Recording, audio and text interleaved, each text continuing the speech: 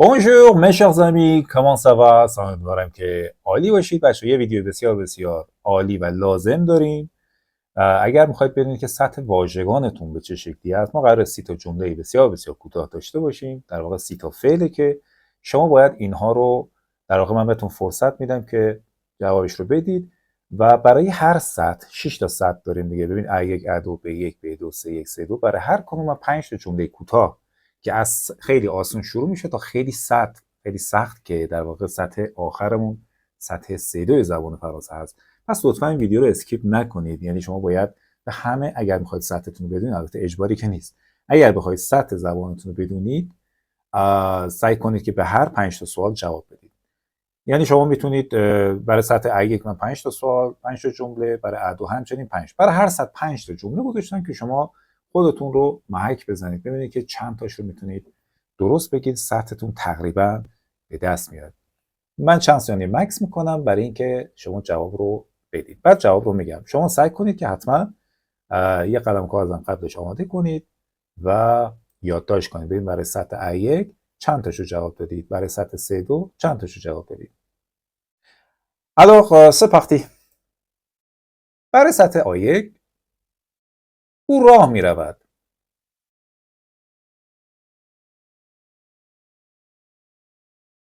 Il marche. Il marche. او میافتد یا زمین میخورد.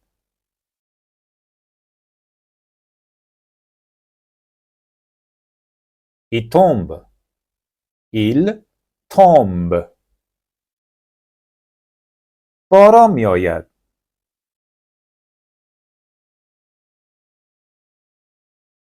Il pleut.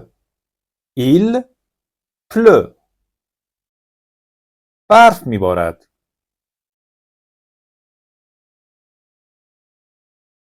Il neige. Il neige. او بیدار می شود.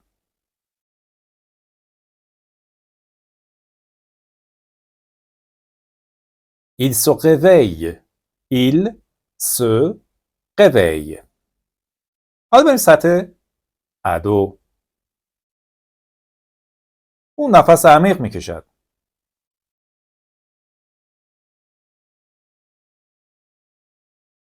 Il respire fort.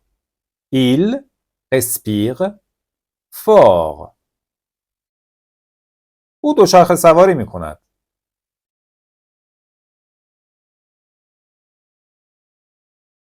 Il fait du vélo. Il fait du vélo. او اتاقش رو مرتب میکنه.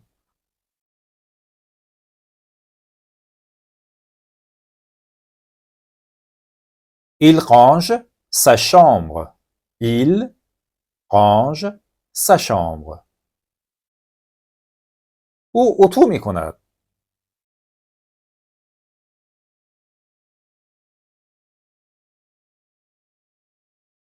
Elle repasse. Elle repasse. او آرایش میکند.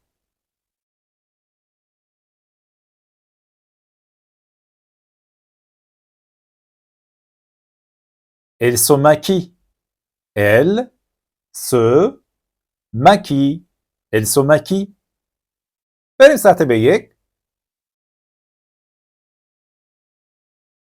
آنها با همدیگر مشاجره یا دعوای لفظی میکنند.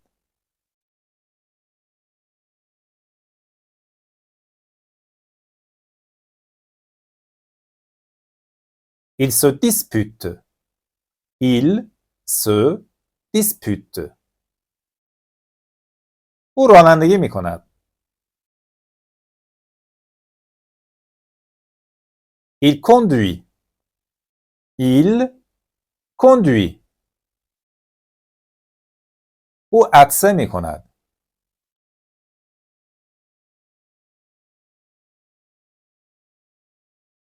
Il éternue. یا elle éternue. او فین میکند. یعنی بینیشو با دستمال میگیره. کسایی که سرما میخورن. او فین میکند.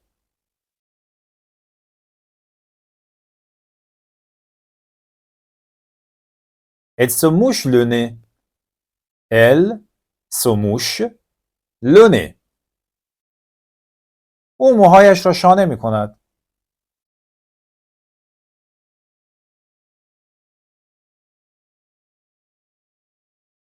Elle se brosse les cheveux. Elle se brosse les cheveux. Elle se brosse les cheveux.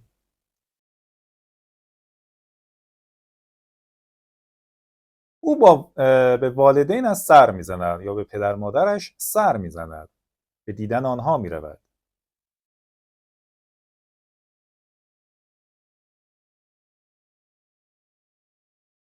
Il rend visite à ses parents. Il rend visite à ses parents. او در شهر گردش میکند.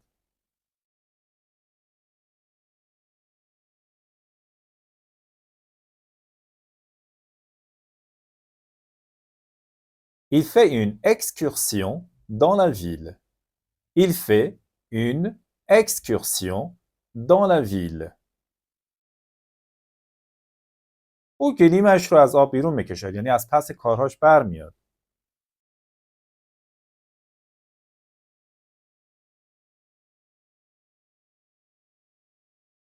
Il se débrouille.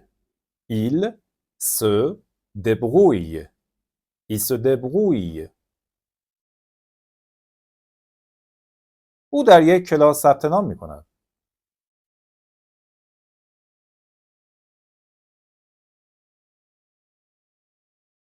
Il s'inscrit dans un cours. Il s'inscrit dans un cours. او بچه‌اش را به مدرسه میبرد.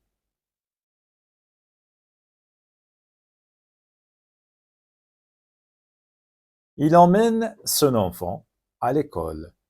Il emmène son enfant à l'école. سطح 3-1. او از غذا خوردن پرهیز میکند.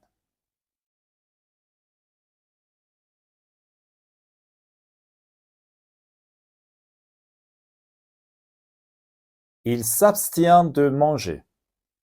Il s'abstient de manger. فعل s'abstenir de یعنی پرهیز کردن از غذا و چیزای دیگه. Il s'abstient de manger. او خود را رئیس میداند. فکر کرده رئیسه.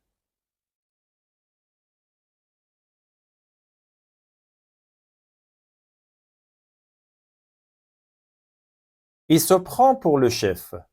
Il se prend pour le chef. او نمک را با شکر اشتباه گرفت.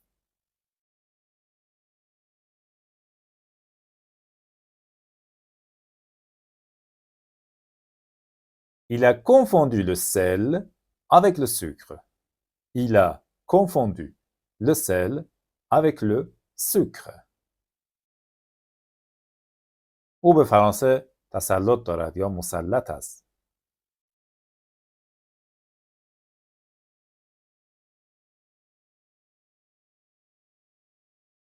Il maîtrise le français. Il maîtrise le français. Il maîtrise le français. او مهارت‌های متعددی را کسب کرده است.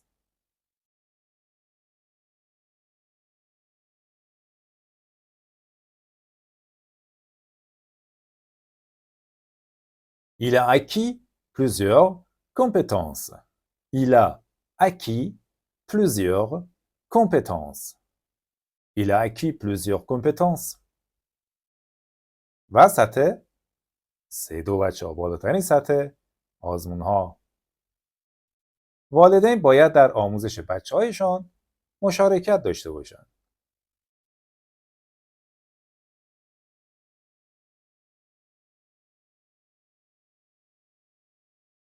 Les parents doivent s'impliquer dans l'éducation de leurs enfants. Les parents doivent s'impliquer dans l'éducation de leurs enfants. اطلاعات شخصی خود را وارد کنید. البته من از فعل انتره اینجا استفاده نمی‌کنیم. یه فعل سطح بالاتر داریم.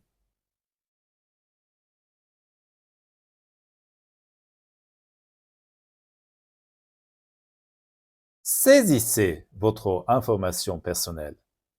Saisissez votre information personnelle. Saisissez از فعل سزیر میاد بچه ها، یعنی وارد کردن در سطح پیشرفته. اون نمیتواند خوب را از بد تشخیص دهد.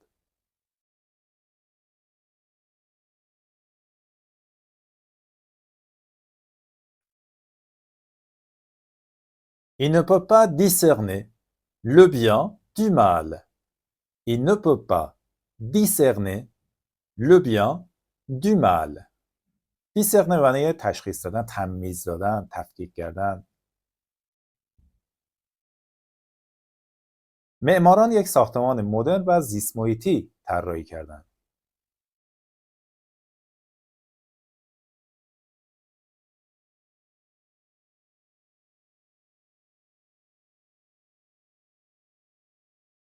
Les architectes ont conçu un bâtiment moderne et écologique.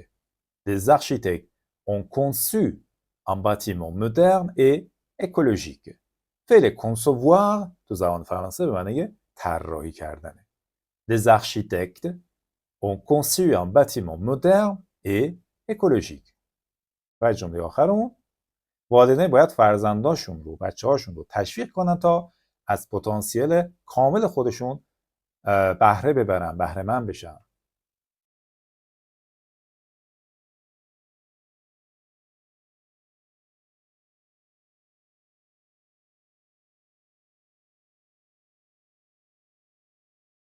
Les parents doivent encourager leurs enfants à exploiter leur plein potentiel. Les parents doivent encourager leurs enfants à exploiter leur plein potentiel. بهره مند شدن از چیزی، استفاده کردن از چیزی در سطح بالاتر فعل اکسپلواته هست. اکسپلواته یعنی بهره جستن از چیزی، ذی‌نفع بودن از چیزی، بهره بردن از چیزی که اینا برای سطح C2 هست. یادتون باشه سطح C2 دیگه خیلی کلمات، عبارات، جمله ها، نوشتاری، گفتاری همش سطح بالا و رسمی هستش. امیدوارم که از این 30 تا سوال حداقل تونسته باشید 25 تاشو درست گفته باشید و یک محکی از خودتون زده باشید و مهمتر از اینها در واقع شما امروز 30 تا فعلا یاد گرفتید. خب صدای منم یکم گرفته، عذرخواهی میکنم. باهاتون خداحافظی میکنم تا ویدیوی بعدی. مرسی ا au revoir.